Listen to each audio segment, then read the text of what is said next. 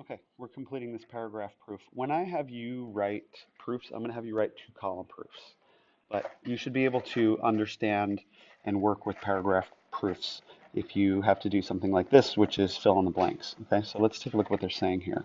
So it's given that angles 1 and 2 are supplementary and angles 2 and 3 are supplementary. So by definition of supplementary angles, I'm down here looking at the paragraph now.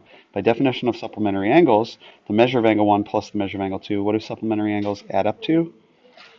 They add up to 180 degrees. So by definition of supplementary angles, measure of angle 1 plus measure of angle 2 equals 180 degrees. And the measure of angle 2 plus the measure of angle 3, since they're also supplementary, equal 180 degrees. Yeah?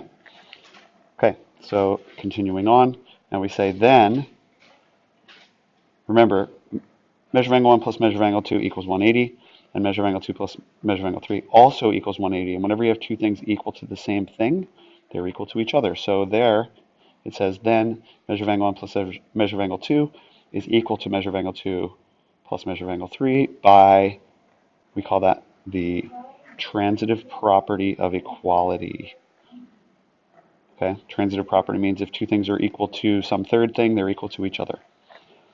Now, subtract measure of angle 2 from each side. Subtracting away 2, this right here, you would get measure of angle 1 is equal to the measure of angle 3. I don't have the symbology for it, so I just have to write it out. The measure of angle 3. And if the measures are equal, measure of angle 1 equals the measure of angle 3, then angle 1 itself is congruent to angle 3.